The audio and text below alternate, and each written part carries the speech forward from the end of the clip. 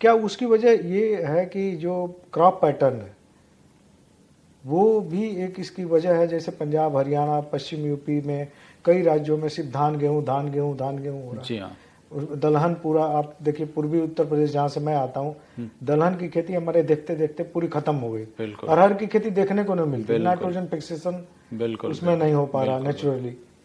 तो क्या crop pattern भी इसका जिम्मेदार है जो अभी हम देख आपका रहे हैं खादों का इस तरह का इस्तेमाल हो रहा है? ये आपका सवाल बहुत ही रिलेवेंट है और बहुत ही मतलब ज्वलंत समस्या आई है हमारी कि हम या हमारे किसान भाई सबसे पहले ये देते हैं जिन फसलों में जोखिम कम है उन फसलों पे ही ज़्यादा ध्यान देते हैं।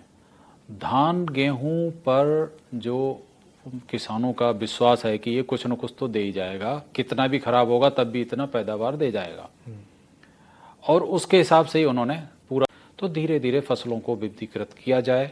तो ये भी एक उपाय है कि जिससे कि हम आने वाली जो फूड सिक्योरिटी या जो भी समस्याएं उनको हम कम कर सकते हैं। नहीं तो एक ही फसल के ढर्रे में क्या होगा, कई तरीके की समस्याएं जो पैदा हो रही हैं और बढ़ती जा रही हैं। जैसे पानी की कमी है, ग्राउंड वाटर ये धान गेहूं वाले क्षेत्र में कम हो रहा है, कई राज्यों में हो गया है।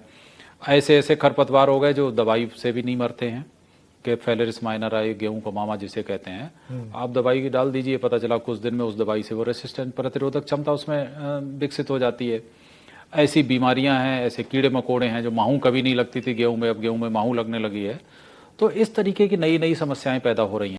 तो अच्छा, ये नाइट्रोजन का अगर फसलों में ज्यादा इस्तेमाल होगा, जो आप कह रहे हैं नाइट्रोजन का रोल है, तो कीड़े ज्यादा लगेंगे?